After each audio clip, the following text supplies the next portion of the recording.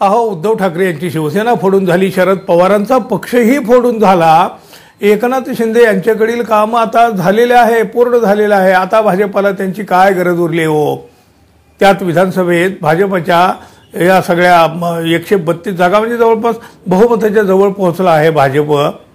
आता काहीही केलं, कुणी काही जरी नखरे केले तरी सत्तेत कसंही राहता येतं आहे. मग एकनाथ शिंदे अजित पवारांची काय काम? अहो, सांगूनच टाकले हो. आता यापुढे तुम्हाला किंमत मिळणार नाही.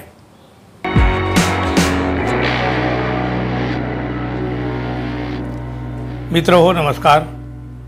स्वार्थासाठी कोणालाही जवळ करतो आणि काम झालं की मित्रपक्षाचा काटा काढतो असा पक्ष म्हणजे भाजपा, असा आरोप विरोधक नेहमीच करीत आलेले आहेत आणि त्याचे अनेक दाखले देखील दिले जातात. म्हणजे आता बघा, हिंदू हृदय सम्राट शिवसेना प्रमुख बाळासाहेब ठाकरे यांच्या शिवसेनेची कशी वाट लावली, कशी तिला कुमकुवत केली, हे तर आपण आता पाहतोच आहोत.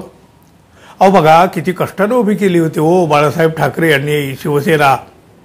मराठी माणसांसाठी स्थापन झालेली शिवसेना आज काही खोक्यात गुदमरून गेली आहे. भारतीय जनता पक्षाला शिवसेना संपवायचीच होती, म्हणजे तसा अनेकदा प्रयत्नही झाला, पण काही केलं काही त्यांना यश येत नव्हतं. त्यासाठी त्यांना हवा होता आतलाच एखादा तरी गद्दार. अखेर त्यांना तो मिळाला आणि मित्रपक्षाला कमकुवत करण्यात भाजपाला उशिरा नका होईना यश आलं, गद्दाराच्या मदतीकडनं नका होईना यश आलं. आता एकनाथ शिंदे यांच्याकडील काम तर संपलेलं आहे. बघा, आज ना उद्या शिंदे सेनेला जागा तर दाखवली जाणार होतीच, पण ती वेळ एवढ्या लवकर येईल असं वाटलं नव्हतं. खूप लवकर वेळ आली आहे ती. आता विधानसभेची निवडणूक झाली, भाजपा एकटाच बहुमताच्या जवळ पोहोचला आणि शिंदे सेनेची म्हणजे एकनाथ शिंदे यांची ससे होलपट इथूनच सुरू झालेली आहे. एकनाथ शिंदे यांना पुन्हा मुख्यमंत्रीपद मिळणार नाही हे तसं आधीपासून निश्चित होतं, सर्वसामान्यांना सुद्धा हे कळत होतं. पण हे एकनाथ शिंदे आणि त्यांच्या काही म्हणजे जी शिलेदार मंडळी आहेत, त्यांचे समर्थक आहेत, त्यांना काही असं वाटत नव्हतं.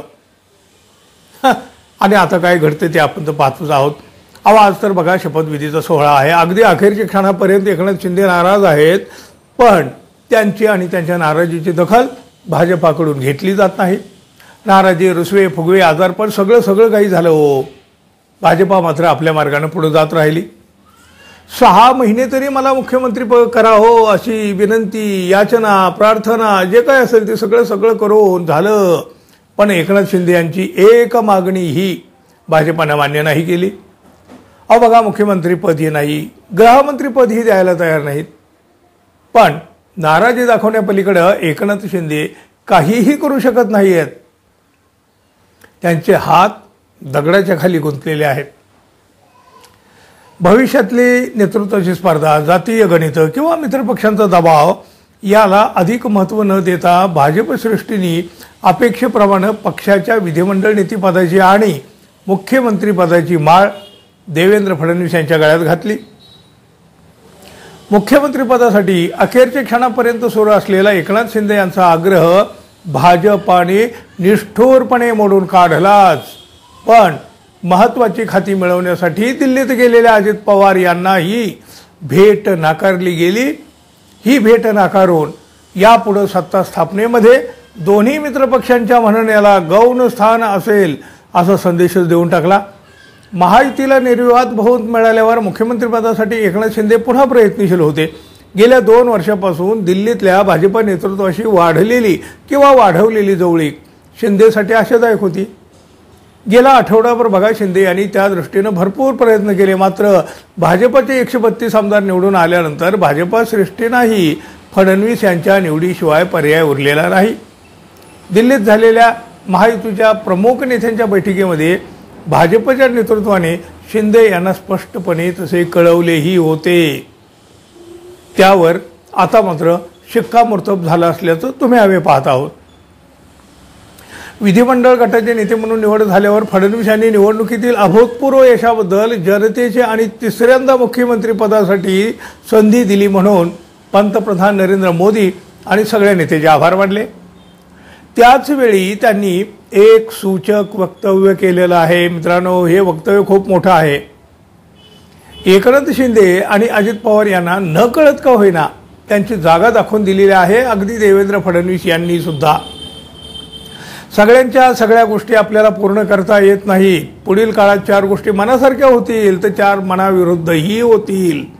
पण आपण व्यापक जनहिताच्या दृष्टीनं काम करून आपली शक्ती दाखवून देऊ आणि सर्वांशी मिळतं जुळतं घेऊ, म्हणजे जुळवून घेऊ. पुढील वाट अपेक्षापूर्तीची आणि संघर्षाची आहे. आपण एक उद्दिष्ट ठेवून राजकारणात आलेलो आहोत. पदासाठी किंवा कुणीतरी मोठं करावं यासाठी आलेलो नाही असं म्हणत फडणवीस यांनी बरंच काही सांगून टाकलं आहे. दिल्लीतल्या नेत्यांनीही शिंदे आणि अजित पवार यांना कृतीमधून त्यांची जागा कुठं असेल हे दाखवून दिलं आहे.